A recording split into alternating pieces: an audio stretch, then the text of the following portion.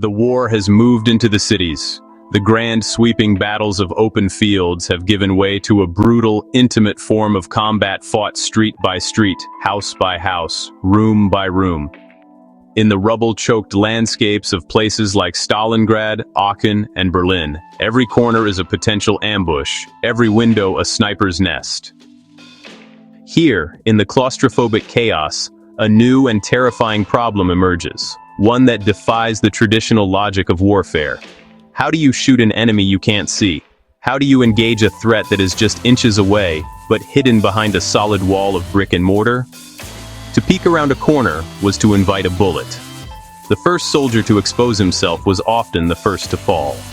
The stalemate of the trenches had returned, but this time, the trenches were the shattered streets of once great cities. German engineers, facing the relentless advance of Allied and Soviet forces on all fronts, were tasked with finding a solution. They needed a miracle, a technological leap that could give their soldiers an edge in this desperate close-quarters fight. And they thought they had the answer, a gun that could bend bullets. It was a concept straight out of science fiction, a seemingly impossible feat of engineering born from the crucible of total war. It was one of the most ingenious and idiotic weapons ever designed, a testament to the desperate innovation that occurs when a nation's back is against the wall. This is the Krummlauf. Its name literally means curved barrel. A simple, descriptive name for a device that was anything but simple in its ambition. It wasn't a standalone weapon, but an accessory, a piece of specialized equipment designed to augment one of the most advanced firearms of its time. It was an attachment for the Sturmgewehr 44, the STG-44, the world's first true assault rifle. This revolutionary weapon, firing an intermediate cartridge, had already changed the face of infantry combat. The Krummlauf was meant to be its ultimate evolution, a tool that would revolutionize urban combat and give the German soldier the ability to project force from a position of complete safety. The problem was clear and deadly. In the labyrinthine ruins, combat was a deadly game of angles. To fire your weapon, you had to establish a line of sight. To establish a line of sight, you had to expose yourself. Even a quick peek could be fatal. Soldiers would use mirrors on bayonets or any reflective surface they could find just to get a glimpse of what lay around the next corner without risking their lives. But seeing wasn't the same as shooting. To shoot around a corner, you had to expose most of your body. Your head, your shoulders, your arms, and your weapon all had to clear the cover. This made you a large, vulnerable target for any enemy soldier waiting on the other side. The defender, already concealed, always had the advantage. By 1944, Germany was almost entirely on the defensive, being pushed back into its own heartland. On the defensive, the Germans needed any advantage they could get. They needed a way to flip the script, to allow a defending soldier to see and shoot from behind cover without becoming a target themselves.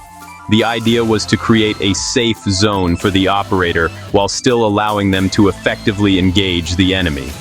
The Krummlauf was their Hail Mary. It was a desperate gamble, a radical departure from centuries of firearms design. For as long as guns had existed, the principle was simple. A straight barrel fires a projectile in a straight line. The Krummlauf sought to defy this fundamental rule. Their solution was to bend the gun. Or more accurately, to add a component that would bend the path of the bullet. The core of the system was a thick, heavy, curved barrel that screwed onto the muzzle of a standard STG-44 rifle. It was a surprisingly simple attachment method, allowing any soldier with the right equipment to convert their rifle in the field. But shooting around a corner is useless if you can't aim. To solve this, the Krummlauf system included a special sighting device.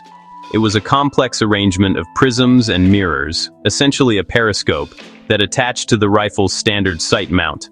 This allowed the soldier to look down into an eyepiece and see an image of what was in front of the curved barrel's muzzle, effectively letting them aim around the corner. The engineers at the C.G. Haenel Company, who developed the device, knew that one size would not fit all.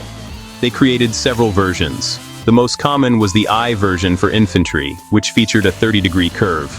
There was also a P version for panzer crews, with a 45-degree curve, designed to be mounted inside tanks to defend against infantry who got too close, attacking the vehicle's blind spots.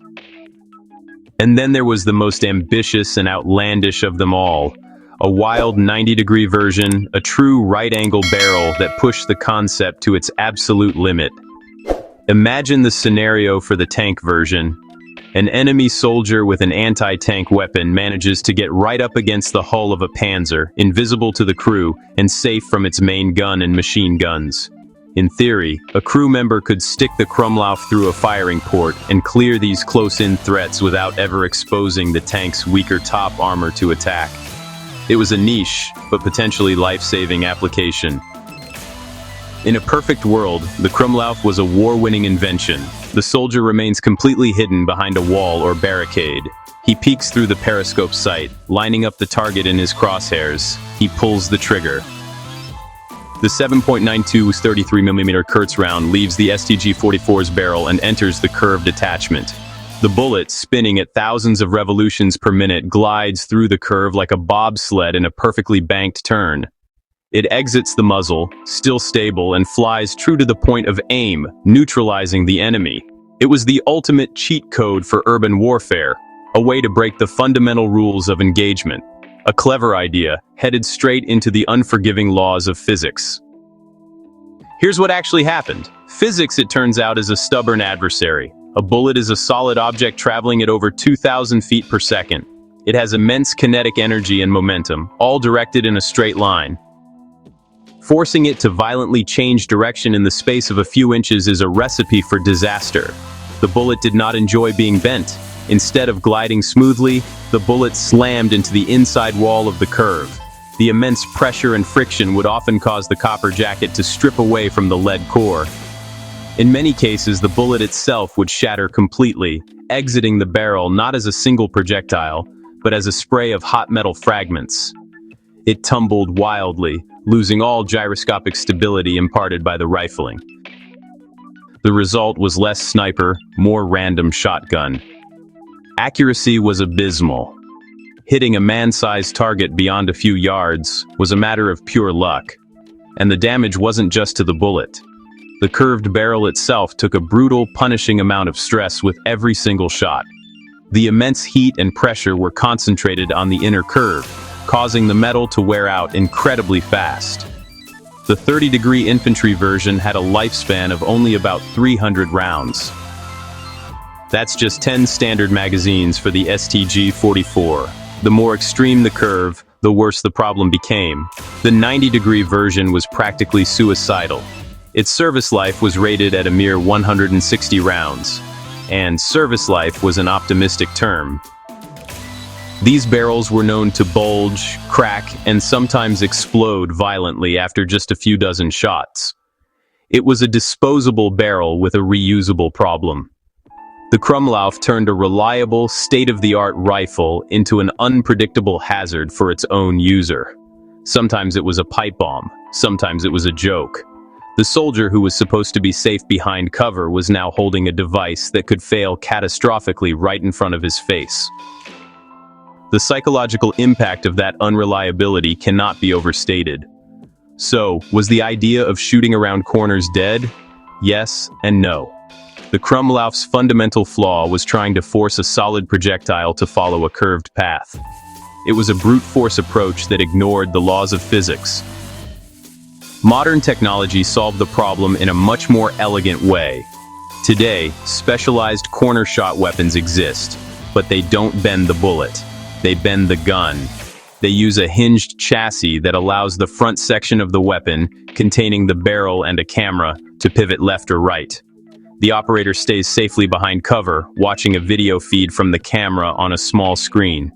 The barrel itself remains perfectly straight. The bullet travels in a straight line. The system works with physics, not against it. It's the realization of the Krummlauf's dream, achieved through electronics and clever mechanics rather than brute force. It proves the tactical desire was valid, even if the German execution was deeply flawed. The Krummlauf remains a fascinating footnote in military history. It is the perfect example of ingenuity born of desperation. a flashy, doomed, and ultimately failed experiment that captures the wonder weapon mentality of the late Third Reich. While a few hundred were produced and saw limited, likely terrifying service on the Eastern Front, they made no impact on the war's outcome. They were a dead end, but the Krummlauf serves as a powerful reminder of a timeless lesson in engineering and in life. You can't cheat physics, you can only work with it.